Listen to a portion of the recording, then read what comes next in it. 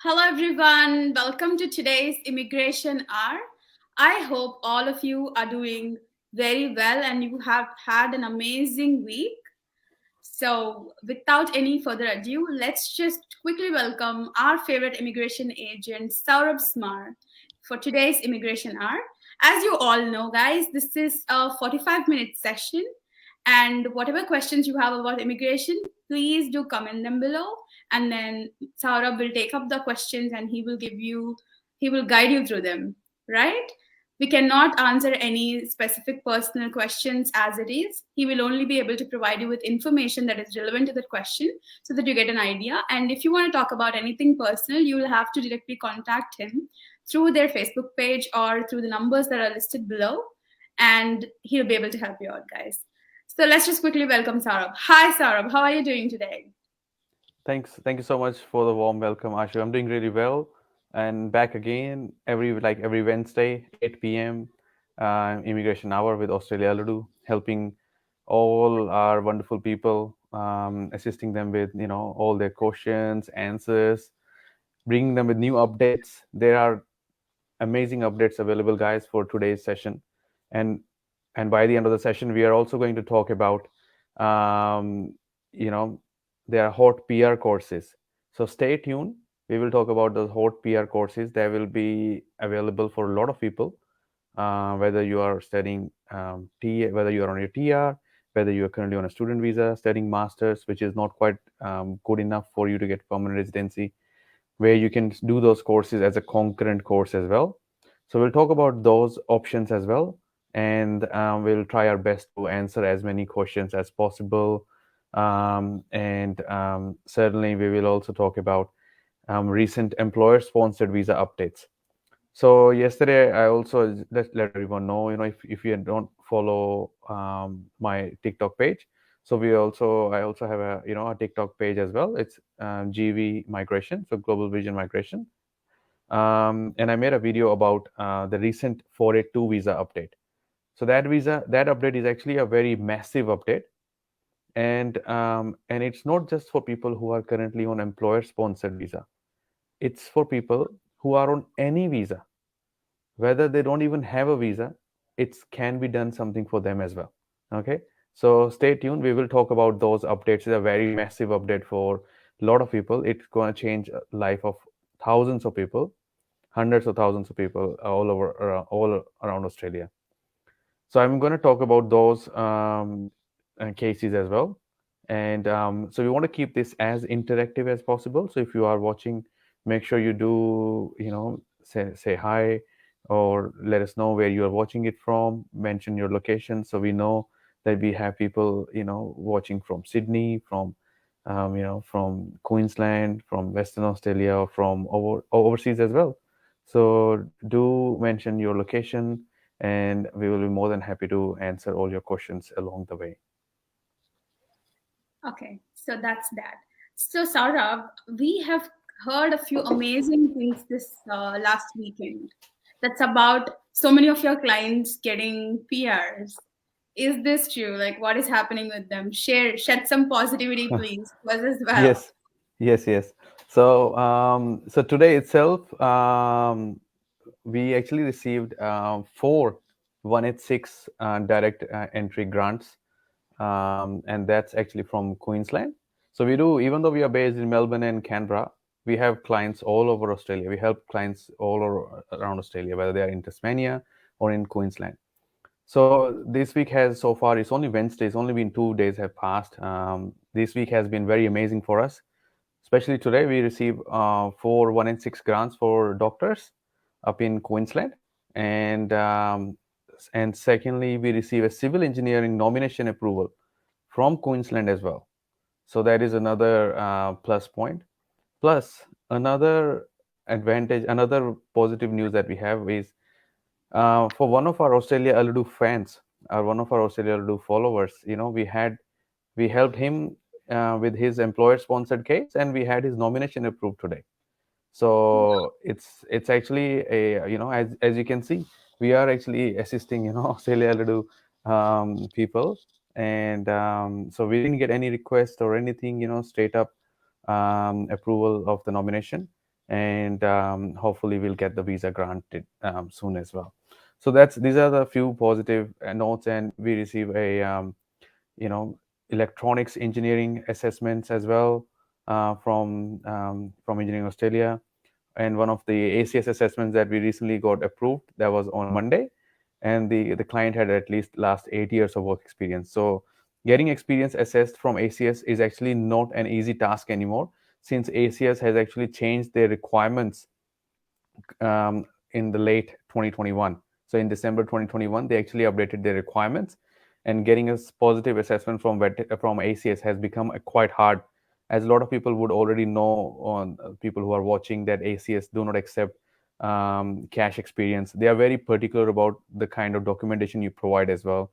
So in that way, we prepared a very good case to them, and then we got that approved. Like almost every experience was actually successfully approved as well. So yeah, so we're getting really good comments as well from a lot of people who are saying that where they're watching from New South Wales, some are watching from a regional New South Wales, regional NSW, etc. So it's good, we're good to see there's a mixed bunch of people all around Australia willing to watch this Immigration Hour. So it's just to let people who are joining us now that we do this every Wednesday, 8 p.m. It's Australian Eastern Standard Time, so Melbourne, Sydney time, as you can say. Yeah. So these are the few good news from us, and then I'm hoping there's still 2 more days to go, Thursday, Friday. I'm hoping to get more PR grants for our clients, so that the more PR grants we get, the better it is for us. So that's pretty amazing, Saurabh. I'm really excited to hear about this. I'm sure all of our followers are equally excited too. And then they're all clinging on to that positive hope that they will be next soon, right? So quickly, to make it easy for everybody to understand, could you please list what are all the services that you offer? As in, with what can anybody come to you, and with what all you can help them with? If you can just list them out, just jowl them out, just jowl them out. Yeah. So a lot of people do call me, and then they ask me like whether we help with skill assessments, right, or what do we do, So pretty much we help with anything that has to do with Australian immigration system, whether it's getting you a even with your education as well. So we have a whole team of education consultants who take care of you from start to end. So they do help you get you admissions. They help you write your, if you have any doubts with your SOP statements, etc. They help you prepare those as well. So we guide you through the process, get you admission, get your COE, get your visa granted, apply for your visa, and then get the visa granted. And also another positive news when we're talking about this, we recently got an offshore student visa for our Australia Uludu follower as well. And then she got the visa for 6 years, a 6-year student visa grant from India, oh, as you can but see. how Yeah, so we are that's the thing. People think people were asking me questions like, how come you got a 6-year student visa? That's such a long. So that's actually for Bachelor of Medicine. right. Yes, and then the thing is, we applied for the visa, but the applicant studies were already started, and then the High Commission overseas were taking way longer than usual to process their visa. So what I did is I actually contacted the local office. I contacted the local office in Western Australia, because I know they also take care of offshore applications. And then they actually granted us visa within 48 hours. So that was a super turnaround, and the applicant is so happy. And then she's flying to Melbourne to take her studies further. So positive news for the family. That's awesome. That's awesome. That's quite good to hear, actually. So you do help with student visa process as well. Yes. So People from student visa processes, temporary residencies, 485s. 485s also we do take care of that, as well as the extension stream. A lot of people do ask us about the extension stream as well, whether they need AFP, whether they need police clearance, etc. Whether they need PT score, etc. Whether how long they have been living in regional, and also yes, we do take care of everything, all of those aspects as well. And obviously, employer sponsor visas are one of my favorite visas that I love to do a lot. subclass 482s, 186, 494s, employer nomination schemes, um, and also the general skill migration such as 189, 190, and 491. So pretty much we take care of everything. And also I represent clients at the tribunals as well, at the AAT, so Administrative Appeals Tribunal. Last year itself, during the COVID, I attended a lot of online hearings, and the cases that we won actually were quite surprising. So there were some cases, that had been in place from last since 2012, almost 9 years, and then we actually managed to win that case last year itself. And the client was overseas, and so that was a very big win for us. It was a dependency case. It wasn't an easy win.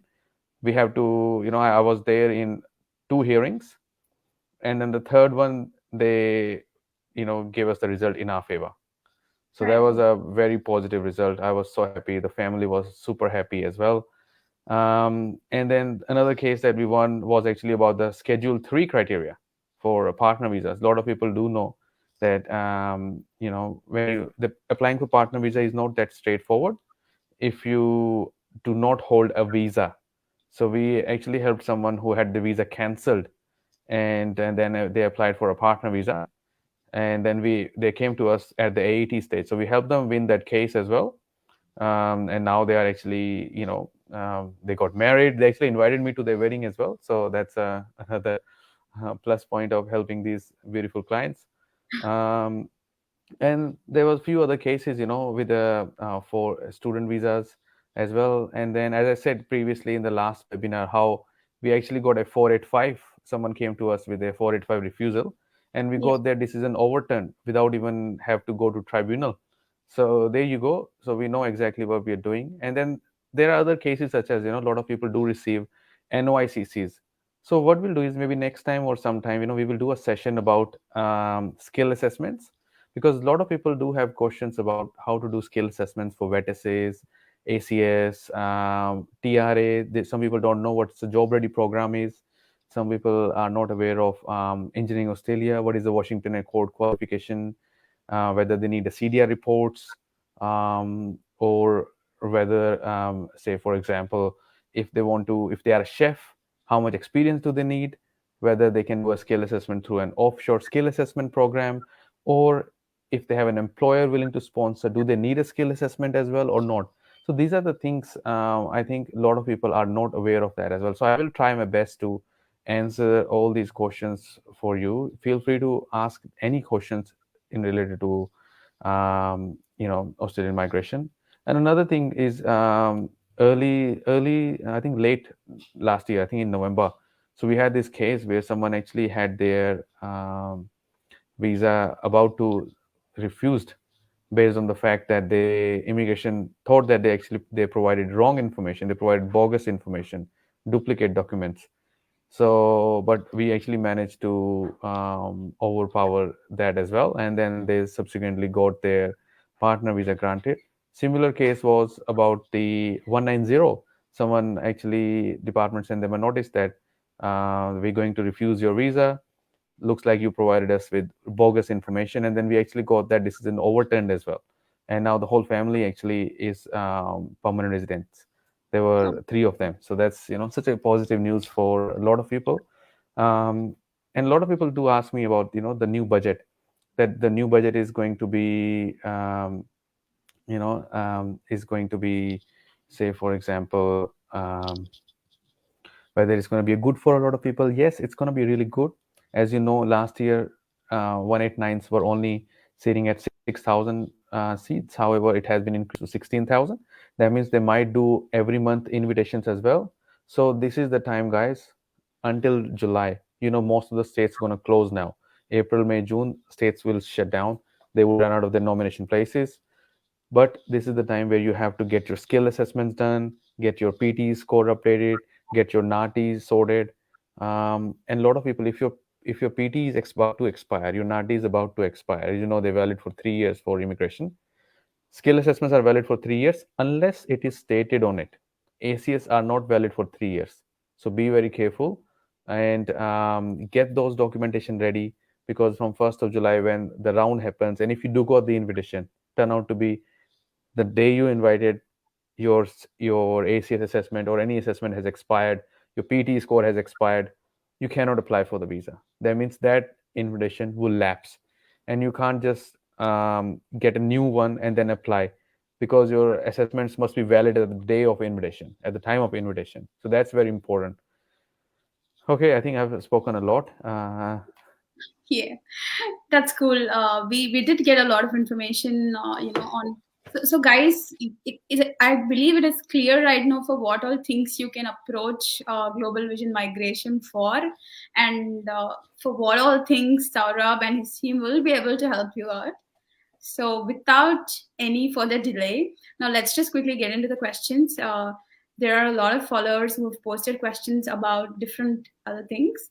So starting off with Bharat, he's asking how good is civil engineer for NSW 491 and will NSW fill its quota? Yes, so civil engineer is a very good occupation. How I'm looking at civil engineer, structural engineers is, as you all know the New South Wales is actually is the worst hit state by that floods waters, especially the northern rivers. So what I'm thinking is when the redevelopment would start, they're obviously going to need civil engineers, they need structural engineers, etc. So there's going to be a lot of job opportunities available for a lot of people in that area. So I would say is, that you certainly be able to get that nomination approved for 491 or maybe 190 as well. They might ease it off. So this is what my understanding is, because obviously, as you know, 491s or any general skill migration, these are demand driven programs.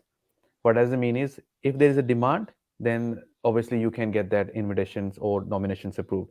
However, say for example, same it goes to Queensland or other states. They always look into what occupations they need, and then they organize their nominations, invitations accordingly. So there you go. You might be able to get that invitation from New South Wales, based on the fact that yes, there was a natural calamity, and then they are going to rebuild. And when they do rebuild, they're going to need civil engineers, structural engineers, and other engineers as well. So just to let everyone know as well, March invitation round, March, that period for March ROI round was already finished. However, they have not started inviting people yet. So anyone asking questions about whether we have received any invitations yet? No, we have not. None of us have actually received any invitations from New South Wales for the March round yet. So we are waiting to hear back from New South Wales government. As soon as we start receiving invitations, we will keep you posted. We will let you know what points we have received invitation and under what stream. So I hope this will answer most of the questions if you are asking about whether the invitations would start, etc. So all the very best, Bharat. Let's hope for the best. Next up, we have Satyan says hi. Hi, Satyan. How are you doing? Hope you're doing well, Satyan. Next, we have Sachin. He's asking, what is the scope of bankers in coming days? So banker is there is no such occupation in banker. If there is an occupation, it's actually pretty much not in MLT, SSL, or STSL or ROL list. However, what we normally do is you need to look for an occupation which is similar to your role, such as customer service manager, program administrators, etc. So, and then that way you can get the skill assessment done in that occupation and then apply for the state nomination accordingly. Hope this answers your question, Sachin. Thank you so much for commenting today. Next up, we have Sandeep. He's asking, what is the best option for carpentry in regional area? Carpentry is a very good option. As you know, carpentry is open in Canberra. It's open in Tasmania. It's also open in South Australia as well. So yes, there are plenty of options. A lot of people tend to do job ready program from those states, so they end up meeting the state requirements as well. So there you go. Yes, it is a very good option. But Sandeep, stay tuned. We will be talking about hot PR courses by the end of this. By the time we close it to the end of this session. There are some courses that you can do that doesn't require any experience in order for you to get a skill assessment. So we will talk about those as well. So hope this has answered your question. Stay tuned till the end of this session, Sandeep. Next, we have Sheikh Mohammed. He says, why is it taking very long to get offer letter from university? It should not take too long, Sheikh. What there could be several factors. Universities need to do their GT checks as well. They do their documentation verification, etc. So maybe that's why it's taking a bit longer. But it also depends upon which university you are applying for, how's your profile, etc. So let us know, and then we can see if we can we can speed up your process in any possible way. There you go, Sheikh. Hope we've answered your question. Next, we have Jaswinder. Like we've asked, he commented that he's from NSW region, Albury. Yeah, hi Jaswinder. How you doing? I think Jaswinder, he's a chef. He's in New South Wales, Albury. Yeah, Albury and Wodonga, they are like brother and sister of regional New South Wales and Victoria. So they are like border towns. Right. People living in Wodonga apply for New South Wales nominations, and people in Albury applies for Victoria nominations as well, because they are border towns. They are quite flexible at in that instance. So it's a very good place to stay. So, by the way, I'm really intrigued that you remember he's a chef and stuff. I remember, I spoke to him. He messaged me once. I spoke to him, and he did tell me about that as well, that he's there. That's great. Next, we have a question from Victor. He says, good day to you guys. Good day to you, Victor, as well. And thanks for the work you're doing. Thank you so much for appreciating it. Please, I'm kind of frustrated as I'm stuck offshore after paying for 489 visa fees since 16th of March 2019. Is it time to give up? Can I sue if possible? I was nominated by Tasmania as civil engineer and still no CO contacts, and CO asked for additional documents since 1st October 2019, which I've provided. Okay. So Victor, what I'll tell you is I'll give you some information about. Today, actually, I received an email from General Skill Migration team. Just give me 1 second. So they notified like how they are actually processing those visa applications, like which ones being prioritized and which ones not. So let me quickly open up my email, and I just quickly maybe let a lot of people know if they are waiting for their 189, 190, or 491s, 489s as well. Yeah, okay, cool. So currently, how they are actually they are doing it is they are actually doing the cases. So they're doing the one that's been actually under a critical occupation. The second one, so the first is the visa applications for any point tested subclass, where the department has considered that the application falls in a critical sector. Okay, Right. those are currently prioritized, such as nurses or other critical sectors. Secondly is the 491 non-critical sector who are in Australia. Third is the 491 non-critical sector applicants are outside of Australia. Fourthly, it's the 489 non-critical sector, and then 190 non-critical, and right at the end is 189. So these are this is how they are actually prioritizing their processing at this point of time. This is actually from General Skill Migration team. So I hope this answers a lot of questions out there who people are waiting to know when their case is being allocated and when are they going to get their visa grants. So, Victor, we would say do not lose hope and just hold on to it. You will get your chance to, right? If you really have to reach out to SAURABH, please do so by calling him up on the above numbers displayed, or you can just leave him a message, or you could drop a message on their Facebook page, Global Region Migration. Yeah, next we have Shyam. He says, hi, I'm a civil engineer and waiting 90 points from NSW. Are there any chances of getting 190 or 189? 90 points are quite good points, but as we can see that they are actually also inviting people from overseas as well. So now the competition has actually increased. A lot of people were quite happy with the COVID thing when the COVID was there, where people were not inviting anyone from overseas. So whatever we have of people available, they were getting their 190s, 491s. But now as the borders is opened up, now the people are start coming from overseas. So they start inviting people from overseas as well. So as you know, there has been a massive competition out there. So I would suggest you, Sham, to look for ways to increase your points, look for ways to seek alternate PR options as well. Do not just wait with one particular occupations.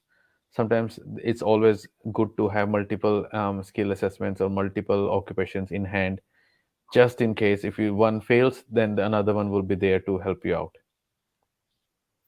Yeah, all the very best, Shyam. Next up, we have Raja. He said, "Hi, watching from Houston, NSW. Very interested, wondering for work sponsoring visa." Perfect, Raja. So yeah, so work New South Wales, Hillston. I think it's a regional New South Wales area, and work sponsoring. Yeah, employer sponsor visas are very good options. Available for a lot of people who are actually in regional New South Wales, or any regional area or any area of Australia at all. You know what I mean? Doesn't have to be regional.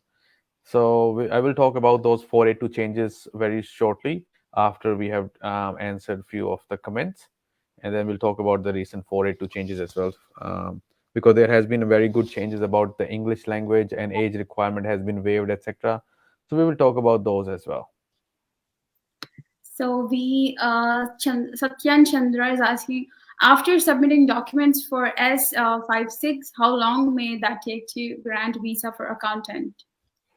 If you have already submitted your documents for subclass for after the request, certainly it's up to the case officer. They can take up to a week, they can get to a month, or it can go up to 6 months as well. So it all comes down to how quickly they want to finalize your case, Satyan. I hope this answers your question. Thanks for commenting, Satyam. Next up, we have Prashant. He says, hello, all I got 491 grant in South Australia. I'm working in ING Bank through agency, which is based in Sydney. I'm physically living in Adelaide and we do not have any physical work location in Adelaide, so I'm working from home. Is there any problem for me in future in fulfilling the regional visa criteria?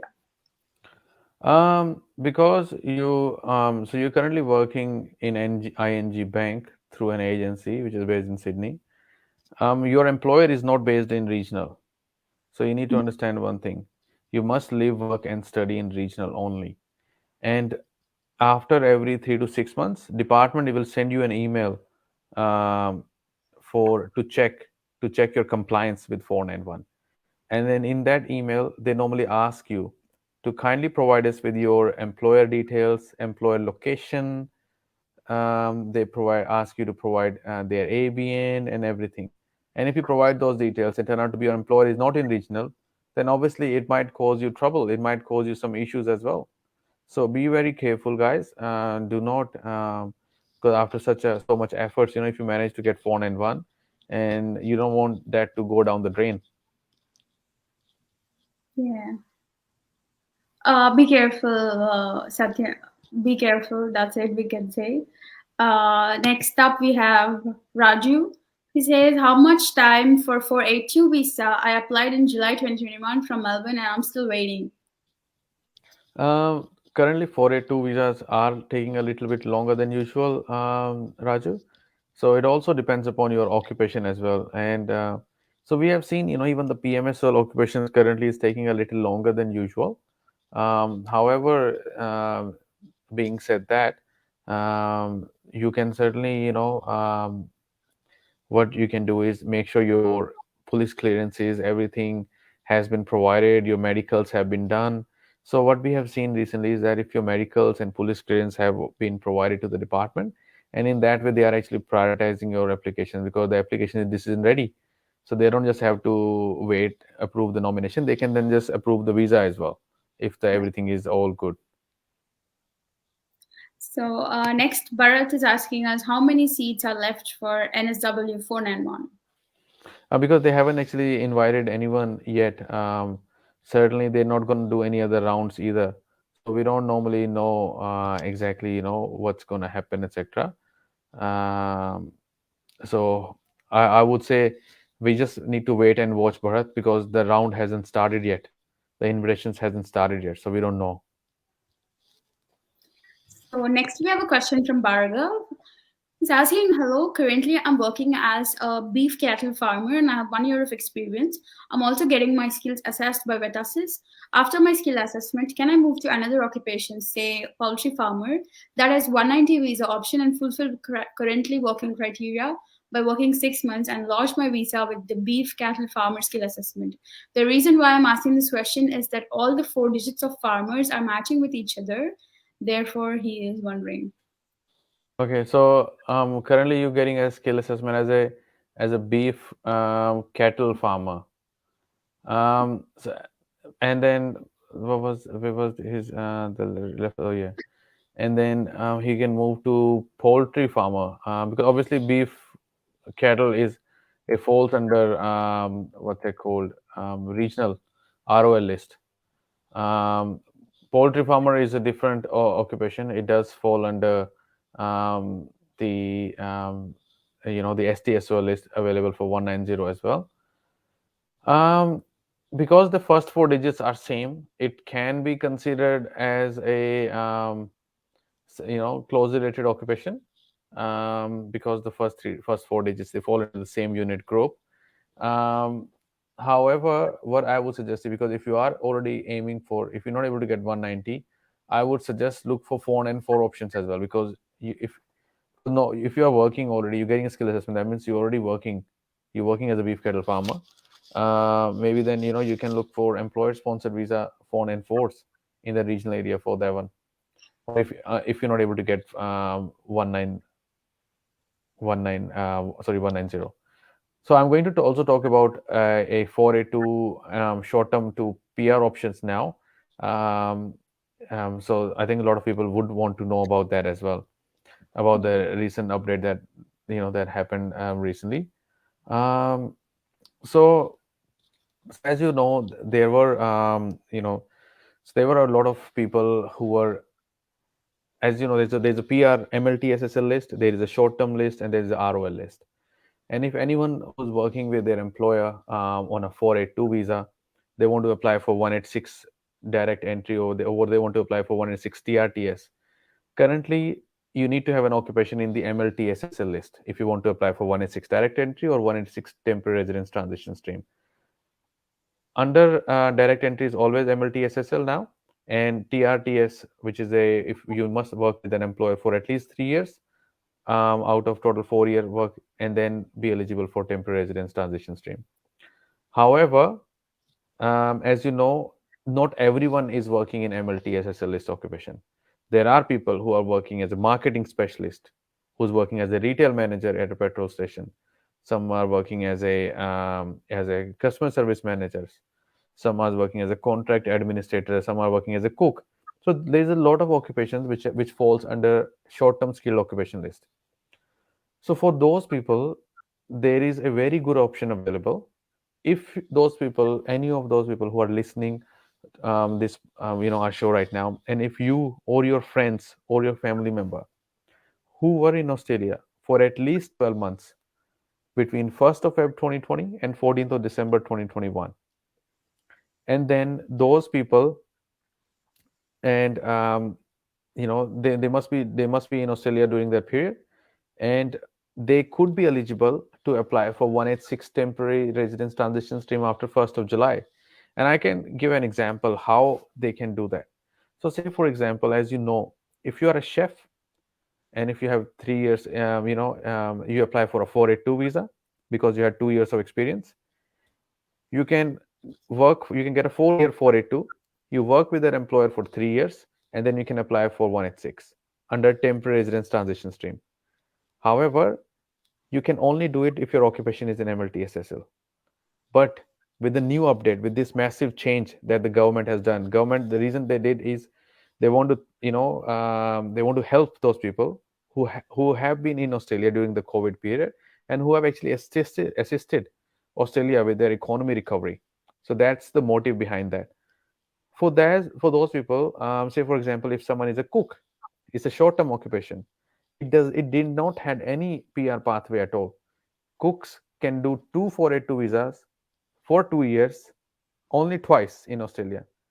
If they want a third one, they would have to leave the country, go overseas and apply and then come back. However, the recent changes on 18th of March 2022, what the department has done is they're saying that we actually appreciate your effort that you have done during the COVID period and with Australia's economy recovery. We want to offer you a PR pathway. So those people, so if someone been in Australia for that period for 12 months from Feb 2020 to 14 December 2021, and say for example that person now say someone was on a student visa, okay, say Ashu was on a student visa during that time, and now she's and she has experience of 2 years as a marketing specialist, which is in a short-term occupation, and then she talks to her employer that, look, I have 2 years of experience, can you sponsor me? I have a PR pathway, I will work for you for the next 4 years. And then employer says, yeah, let's do it. And then previously you didn't had any PR pathway. However, because you were in Australia during that period, you actually have that option available. So what we do is your employer will apply for a 482 first. You work 2 years, and then the second 482 you work another 1 year. So 3 years in total, and then you could be eligible for 186 permanent residency. When you apply for PR through 186 TRTS, you don't need a skill assessment. That means that if you don't have a relevant qualification, you can still apply for PR. Make sense? So there's I know this is a very complex legislation that was introduced. However, it's not that hard. We are already assisting quite a few clients based on this scenario itself. There were people who were in Australia during that period who had assessment as a cook, bakers, customer service manager who are working with their employer as a supervisors, or even as a petrol station, they're working as a retail managers, etc., like a similar kind of a role. And then they can apply for permanent residency without having to go to regional area. They can stay in Melbourne, work with their employer, and then be eligible to apply for PR. So as this is a very, very good option available that was recently introduced by the department, where people can actually be able to get that sorted. And then there was another update that was a couple of days ago. However, this update might not be relevant to a lot of people, but it could be for some people. So there has been some legacy 457 visa holders. As you know, 482 was previously known as 457. So what they're saying is that if you held a 457 on 18th of April 2017, or after that, after that as well, if you held that 457 and you were in Australia for that duration of 12 months during 1st February 2020 and 14th of December, there is no age limit. That means that even though you are 60-year-old, you can still apply. However, as you know, to apply for PR, the age limit is 45. But for those people, previously, when 457 was there, the age limit was set at 50 instead of 45. Somehow the government thinks that people are not that productive after they turn 45, but that's completely irrelevant. However, when it comes to this, this new updates 2 days ago, there is no age requirement, so they have actually waived that off for legacy 457 visa holders. And there's going to be massive updates coming in regards to their occupation as well, that they can have occupation in any list as well. So obviously, yes, previously there were no different lists, etc. There only used to be one list. You can choose any occupation and get your 457 or permanent residency sorted. Those arrangements are still available for those people who are actually affected by those. So I know there's a lot of information all at once, and then people start to think, what's happening, etc. So yes, exactly. And then another thing is a quick update for 482. Again, I just quickly give you this out as well. As I said, people could only be able to apply for 2 482s. They would have to go overseas to apply for the third one. However, if that person has been in Australia during the COVID period from Feb 2020 till December 2021, they can certainly be able to apply for a third 482 visa as well. So that is another massive change. It's a very good opportunity for a lot of people. I hope many people take advantage of this situation. Indeed. Yeah. So let's just get back into our questions for a bit and then talk about the hot PR courses that everybody's eagerly waiting for, Oh right? yes, Uh, yes, yes. Next, we have a question from Suresh. He's asking, what are the chances of 190 with 85 plus 5 software engineer with 10 years of experience and currently working in NSW? Oh, okay. So as you know, software engineer requires 3 years of experience after the deemed skill date. And if someone has 10 years of experience, obviously their experience would be after the deemed skill date as well. So based on your profile, certainly, you would have a very good opportunity, Suresh. But with that much experience, I would rather look for 186 direct entry if you are already employed. So look into those options as well, because software engineer is also in the priority migration skill occupation list. You might be able to get your 186 nomination and the visa approved quicker than waiting for an invitation from the government.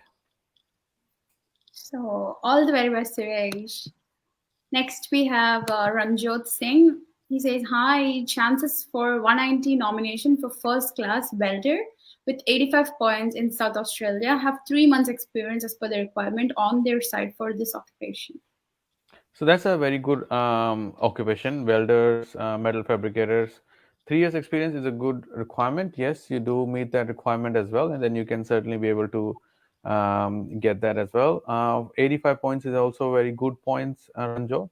So I would suggest you, that you do tick all the boxes, and the chances of getting them are really high as well. So you need to put a proper application through and can get that sorted. All the very best, Ranjot. Next, we have a question from Yuri.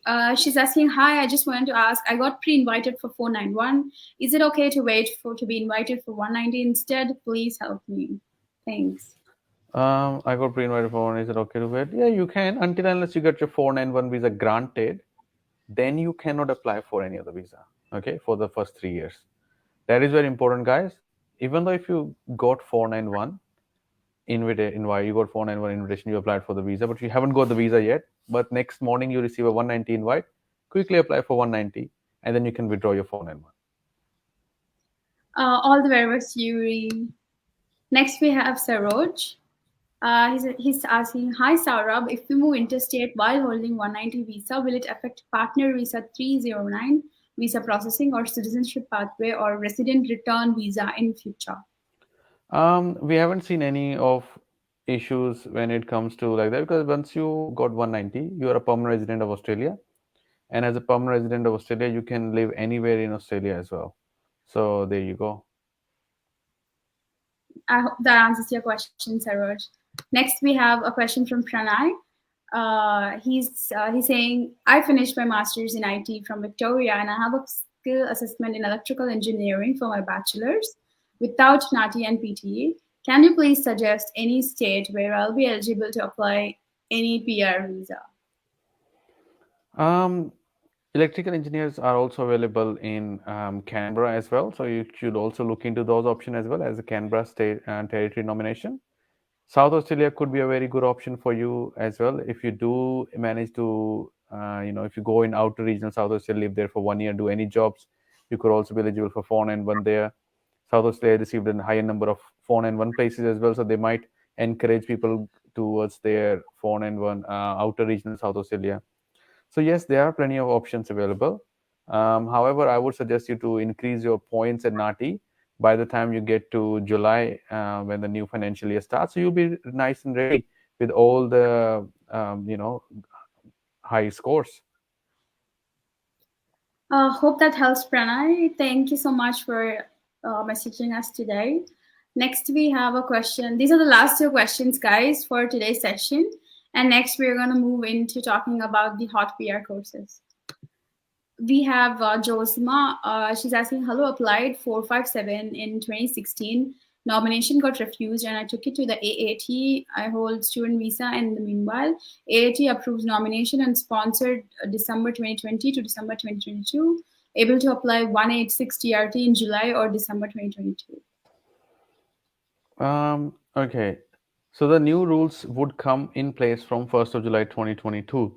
That means that once you do meet the eligibility criteria, then you can. But the thing is, Josima, you had your nomination refused. You did not held a 457 on 18th of April 2017. So these are the very important things that you will need to understand as well. There is a lot of factors underlying, questions in this situation. So what I suggest you is, if you can, send us a private message on our Facebook page, and then we can certainly be able to see, because we need to know exactly what's your occupation, when did you got the visa granted, and then when did you start working with that employer. And then there's a lot of underlying questions in there as well, and then we can certainly see what we can do. Hope that answers it, Josima. Thank you so much for commenting. So guys, I just want to reiterate before we move on to the last question that for all the followers of Australia Aldu, there is a coupon code that you all can use and get 25% off on the consultation fee if you contact Global Vision Migration. That is Oz Aldu, AUSALLUDU. It's displayed right on the screen. You get 25% off on migration consultation fee at Global Vision Migration. You could just log on to their website, GVM migration info@gvm.com, and also gvm.com.au.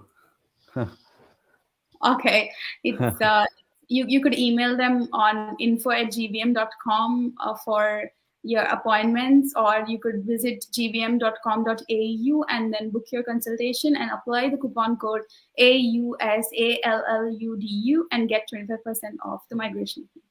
So last question for tonight, Prakash is asking us, hello, I've dropped my student visa extension and I'm offshore on 8th Feb 2021. Why it has not come yet? Am I the only one facing this type of situation, or anyone else? So there are some people, offshore visas is taking a little longer than usual, Prakash. So I would say hang on to it and make sure your medicals and everything, all the necessary documentations have been provided, and then you certainly be able to get your visa, as soon as possible, once everything has been done, as everything has been provided to the department. So good luck with it, Prakash. Thank you so much for commenting today.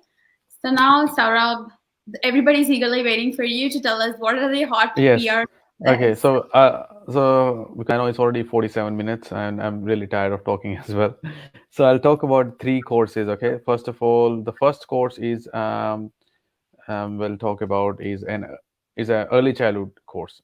So it's a graduate diploma of early childhood starting in July, only 2 semesters, and then you can get a skill assessment done as an early childhood teacher.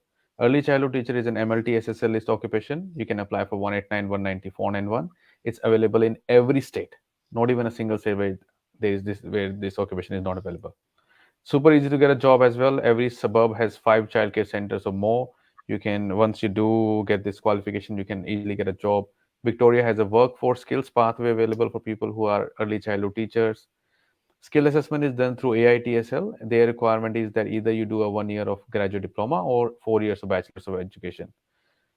You can either, anyone who studied bachelor's of IT, software engineering, accounting, science, engineering, anything, you can also do this course as well. It's not that your course you must have got similar background. There is no such requirement. Another thing is, when you're getting a skill assessment, there's a requirement from AITSL that English proficiency. Either you need to get 8.778 in IELTS academic, or you need to show that you have 4 years of bachelor level above qualification. So if someone has done 3 years of bachelor's of IT in Australia, they do this 1 year course, 2 semesters, and then they can certainly be able to get bypass that requirement as well. They can straight away get the skill assessment done as an early childhood teacher. Then they can apply for 189, 190, or 491. This course also requires you to have 60 days of placement, which is always provided by the education provider. And we have this July intake, and there is some scholarships available for the right candidates. So if you are into this kind of looking into this option, you can certainly send us a Facebook message, and then we can connect you to the right people. The second course that we want to talk about is a advanced diploma of civil construction design. So it's a 1 year course, 1.5 year course approximately, but a lot of colleges can do fast track if you are on a TR. And then you can get a skill assessment done as a civil engineering draft person from Engineering Australia. You don't need a work experience at all. So no work experience required, no job ready program, nothing, and you can still get a skill assessment. And this occupation is in the MLT SSL list. You can apply for PR 189, 190, 491, any options at all. Third course that I just want to quickly touch base is the Advanced Diploma of Telecommunication. So this course is also available in the MLT SSL list as well. No requirement for work experience either. And then whoever you do this course, they can certainly get that assessment done, and then they can apply for 189, 190, or 491. So these are the few courses that we touch base today, and certainly next week we will come back with more courses where you can actually be able to apply for permanent residency through those courses. So thank you so much for shedding some light on us with regards to the courses, SAURABH, today. And thank you, followers of 𝐿𝐴𝐿, for being so patient and waiting till the end of the session to ask all your questions and to listen to what SAURABH has to say. And like every week, we will see you next week at 8 p.m. on Wednesday. Until then, just jolt on all your questions and wait for the Wednesday to arrive. Yeah, Perfect. thank you so much. Thanks you so guys. much. Keep smiling. Have a wonderful week. Bye.